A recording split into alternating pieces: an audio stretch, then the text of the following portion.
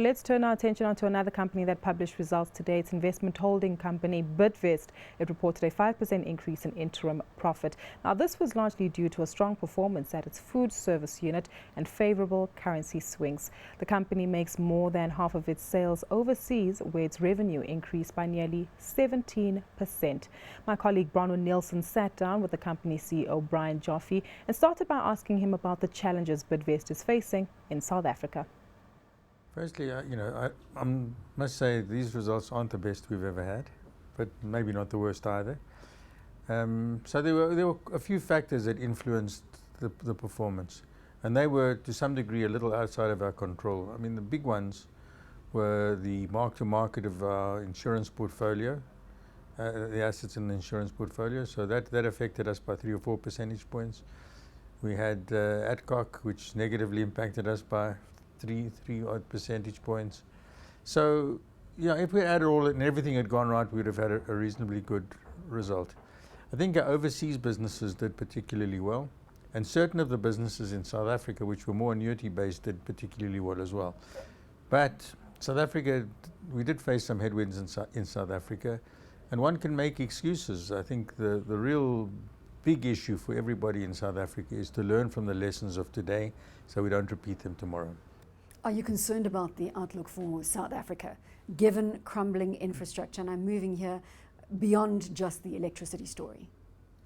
Well, I mean, a lot of people are speculating about, a declining infrastructure, but, I don't have really first-hand knowledge. I mean, you can see it in Johannesburg. The traffic lights just don't work. I mean, it's, everybody can see it, and I don't understand why that should be. And so there are, it's visible in many instances, but from a business point of view, we got what we got, and we as a business have to manage what as best we can within the framework. I just want to say that it's not necessarily the government policies that are bad. I think that the issues are the implementation of some of those policies are not being implemented well. Before we move off South Africa, are you confident that the leadership we have at a government level is going to be able to take us smoothly through the next couple of years? I don't think anything about South Africa over the next few years will be smooth. And I don't think we should expect it to be necessarily smooth. I mean, we're going through a transition, and no transition is ever smooth. So there are good parts and there are bad parts. I think the biggest issue, as I'm repeating myself a little, is that we could do a lot better with the implementation, and most importantly that we should learn the lessons of yesterday today. Otherwise, when we come down the line in 5 years' time and we're still going back and blaming the past, it's not going to be a happy story. Amended BEE codes are going to prove to be somewhat of a headache. Can you elaborate? Yeah, they are going to be a headache, and I think we're all going to be faced with what we get. Transition is obviously a necessity. Unfortunately, I think that we don't and haven't been able to find a methodology which is a good methodology. I think all of the implementation, all the BEE transition issues really to some degree haven't amounted to much. We've got a lot of people, a lot of money that's been created and earned for BEE, which has gone to very few people. So the spread of the activity hasn't been great.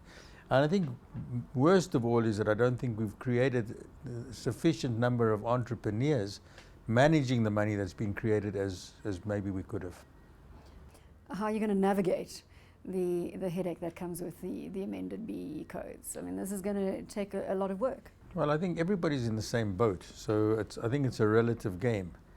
We obviously as a company are working towards proper transition, but it takes time. I mean, the skills transfer, money transfer is an easier one. The skills transfer is the more complicated one, and we're working hard at that, but we have successes and we have some failures along the way too. Talk to me about Adcock Ingram and the minority offer at 52 Rand a share. You've stated that you don't want 100% of Adcock Ingram, and this is basically a technicality that has led to the offer to minorities. Well, it's not so much that we don't want 100%. I think it's just unrealistic to expect to get 100% at 52 Rand. So, I mean, the 52 Rand results out of trying to maximize the benefits to the exiting current BEE shareholders. and at the same time being fair to everybody else. So we are working at that. But having said that, I think we as Bidvest do want to be able to play a more influential role at Adcock over some time, and we obviously have got some proposals out there which hopefully will give us the ability to get there. Are you expecting a positive response to the minority offer? Well, you're talking about in shares being tendered to us? No, I don't think so, but I mean, one doesn't know. These things are open for some months, the process, the market could change, who knows. But if the share price remains above the market, above the offer price, it's unlikely we'll get anything. People are going to hang on for better days. Yeah, I mean, as I said, I don't know. Some people may decide that this is an opportunity to get rid of a volume of shares, and others may say, listen, it's an opportunity to stay with it. You've been quoted as saying that you believe the value in Adcock Ingram can be unlocked in the medium term. What exactly does that mean? Well, Adcock has got some structural issues that it's got to resolve. For example, it's got investments in India and Africa that are all making losses. It's got the BE, which is underwater, which it needs to deal with.